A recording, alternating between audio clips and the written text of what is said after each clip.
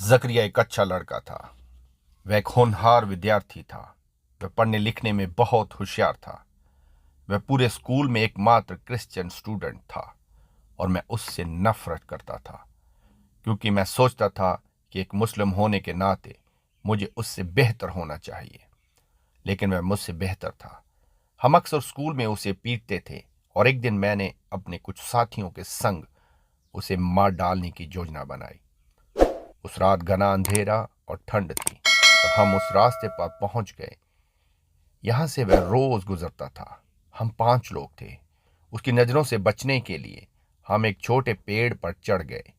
हमने देखा कि एक टॉर्च की रोशनी हमारी ओर आ रही थी, और जैसे जैसे वह हमारे पास आ रही थी, रोशनी बढ़ती जा रही थी।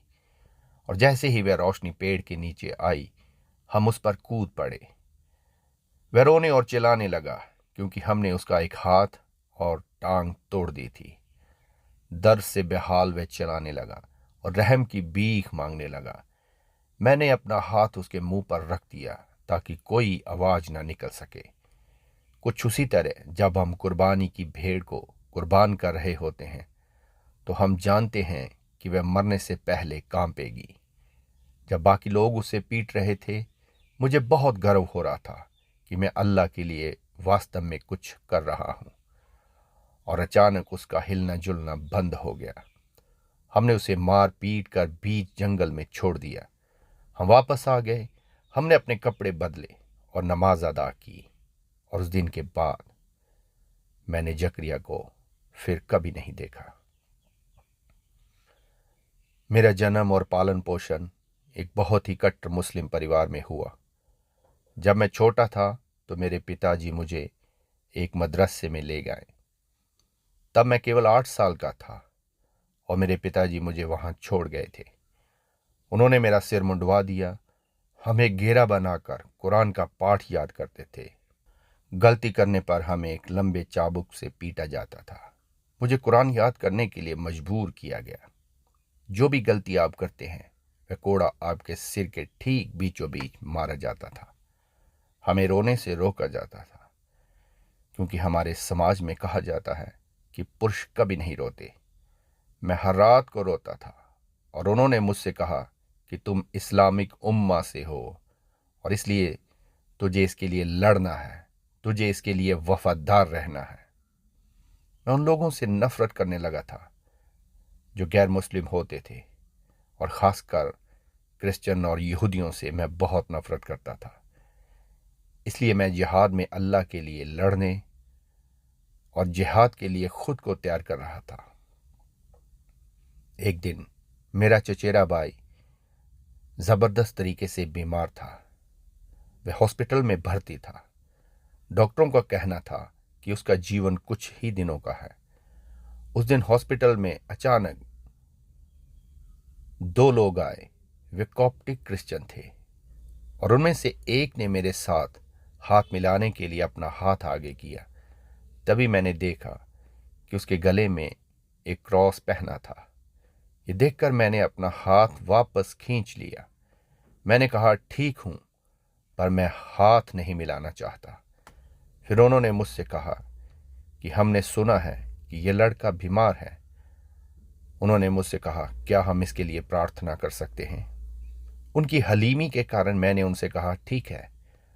और वे अपने खुदा से कुछ इस तरह से बात करने लगे जैसे कोई व्यक्ति अपने दोस्त से बात करता है।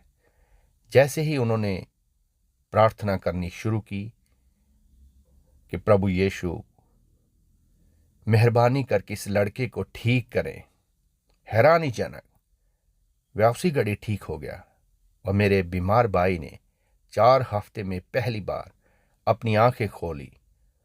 उसने अपने हाथ हिलाना शुरू कर दिया, उसने बोलना शुरू कर दिया, और वह अपने बिस्तर पर बैठ गया। फिर प्रार्थना करने वालों में से एक मेरे पास बैठ गया और उसने मुझसे पूछा, क्या आप जानते हैं आज असली चमत्कार क्या हुआ है? ये कि यीशु आपका दिल बदलना चाहते हैं। क्या आप विश्वास करते हैं कि यीशु जीवित है? मैंने उससे कहा, हाँ, क्योंकि इस्लाम के अनुसार खुदा उसे स्वर्ग ले गए थे और वह जीवित है और एक दिन फिर वापस आने वाला है।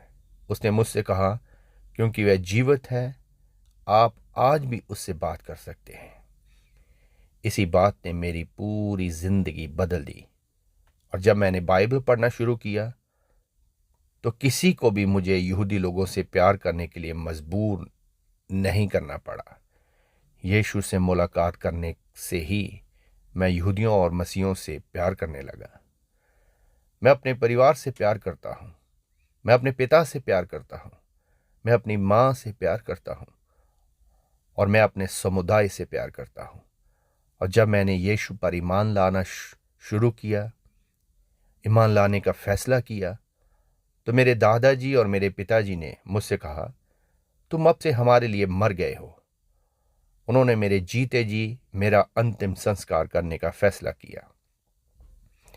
उन्होंने दोस्तों और परिवार को बुलाया। उन्होंने मेरे नाम से एक ताबूत भी बनवाया और सारे लोगों को उन्होंने कहा, हमारा बेटा मर गया है। कब्र पर मेरा नाम तक लिख दिया गया। इस बात से मैं बेहद दुखी हुआ। वह जो मुझे इतना प्यार करते थे, आज उन्होंने मुझे जीते जी मार दिया था।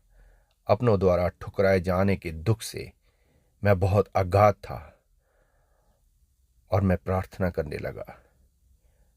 मैंने यीशु से कहा कि आप कहाँ हैं? उन्होंने कहा कि यासिर, तू जानता है, जिस कब्र पर तेरा नाम लिखा है वह कब्र खाली है, जैसे मेरी भी।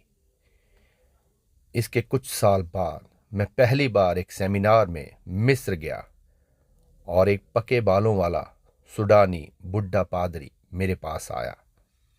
वह मुझसे बात करने लगा और उसने मुझसे पूछा कि तुम कहाँ से आए हो। मैंने उसे अपने बारे में बताया। मेरी गवाही सुनकर वह बुजुर्ग पादरी रोने लगा और फिर मैंने उससे पूछा, तुम कौन हो और क्यों रो रहे हो? उसने कहा, क्या तुम्हें याद है यासिर, मेरा नाम यकरिया है। और अचानक मुझे उसकी वही तस्वीर याद आ गई जब मैंने आखिरी बार उसे देखा था।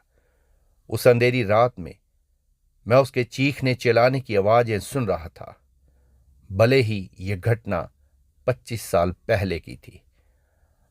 अचानक मुझे उसका टूटा हुआ हाथ और टांग दिखाई देने लगी। मैंने उसके वह जख्मों के निशान भी देखे जो मैंने बरसों पहले उसे दिए थे। मैं अपने किए पर शर्मिंदा था। वाकई ही मैं एक बहुत बुरा इंसान था। हाँ, मैं बेरहम व्यक्ति था। बुजुर्ग पादरी ने मेरी ओर आंखें मिलाते हुए पूछा, तुम मुझसे बहुत नफरत करते थे, परंतु मैं हमेशा तुम्हारे लिए प्रार्थना करता था। उसने अपनी बाइबल खोली और जैसे ही उसने अपनी बाइबल खोली तो मैंने देखा कि मेरा नाम पहले पेज पर लिखा था। मैं उससे नफरत करता था, लेकिन वह मेरे लिए प्रार्थना करता रहा। हाँ मेरे प्रिय भाई और बहनों, इस अद्भुत गवाही ने मेरे जीवन में गहरा प्रभाव डाला है। वास्तव में हमारा मुक्तिदाता हमसे यही उम्मीद करते हैं कि हमें अपनी जिंदगियों को कुर्बान करते हुए उसको पहला स्थान देकर लोगों को उसके सिखाए हुए प्रेम के द्वारा स्वर्ग राज्य के लिए जीतना है। आपको इसीलिए चुना है कि आप फल लाओ। क्या आप भी ऐसा कर सकते हैं? हाँ, पवित्र आत्मा की सहायता के द्वारा अपने लिए यीशु मसीह को फल लाने के लिए तैयार करें। प्रभु आपको इन वचनों से आशीष दे।